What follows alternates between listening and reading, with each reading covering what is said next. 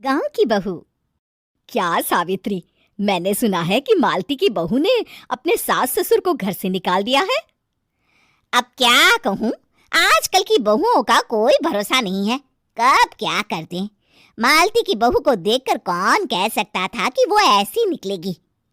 तू सही कहती है, आजकल की बहुओं को देख मुझे तो बड़ा डर लगता है। कहीं मेरी बहू भी ऐसी निकल गई तो। नहीं नहीं, मैं तो गांव की सीधी साधी लड़की से अपने बेटे की शादी करवाऊंगी।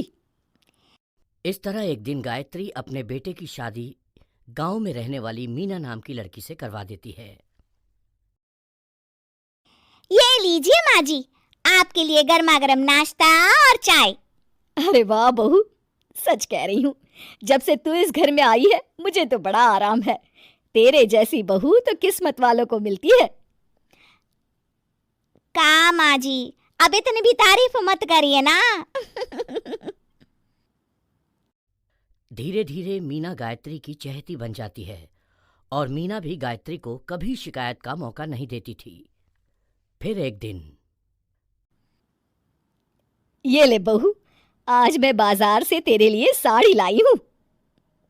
साड़ी देखते ही मीना का मुंह लटक जाता है।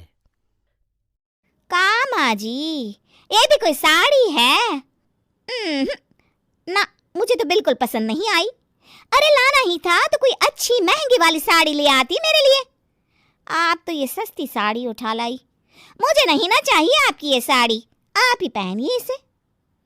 अरे ये क्या बहू, तू तो आजकल कुछ ज्यादा ही नखरे दिखा रही है। मैं इतने प्यार से तेरे लिए साड़ी लेकर आई हूँ और तू है कि उल्टा मुझे ही दो बातें सुना रही है। अरे माँ जी, आप अपने लिए तो बड़ी डिजाइनदार और महंगी महंगी साड़ियाँ खरीदती हैं और मेरे लिए ये सस्ती साड़ी ले आई।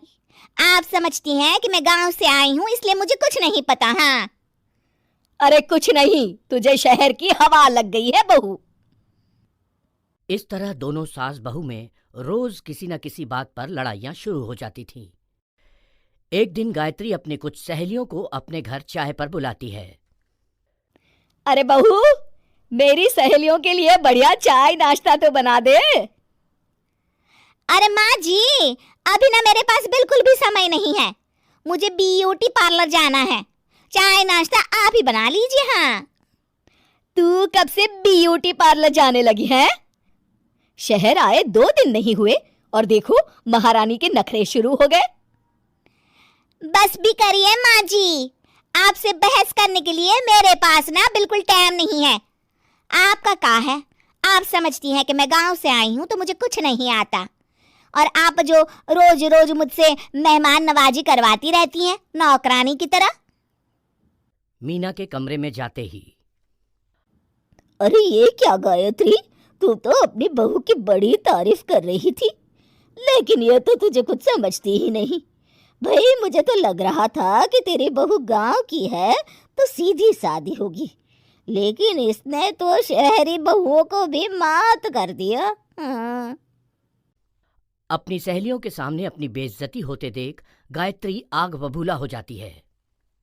अरे क्या शहर और क्या गांव, मेरी तो किस्मत ही फूटी थी जो मैं इसे बहू बना के ले आई। भगवान जाने आगे और क्या क्या करेगी। अब तो मुझे कुछ ठीक नहीं लगता।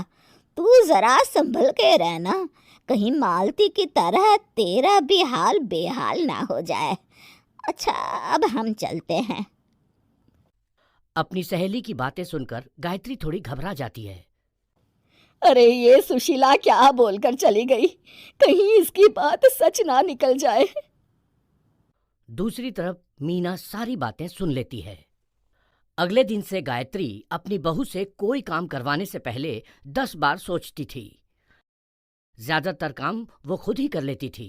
अचानक अपनी सास में आए इस बदलाव को देख मीना, लाइए ना माँ जी, मैं कर देती हूँ ना काम।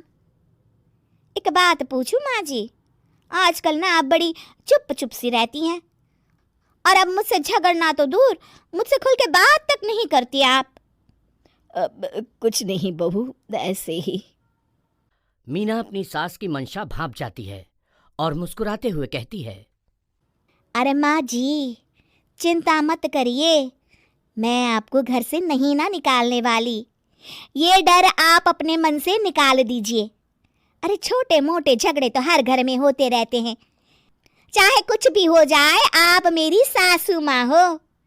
मैं तो जिंदगी भर आपकी सेवा करूंगी माँ जी। अपनी बहू की बातें सुन गायत्री को एक प्रकार का संतोष होता है और उसकी सारी चिंताएं दूर हो जाती है। गायत्री अपनी बहू को गले लगा लेती है। मुझे माफ कर दे बहू, मैं तुझे गलत समझ बैठी थी। कोई बात नहीं माँ जी, ये ना घर घर की कहानी है। हाँ।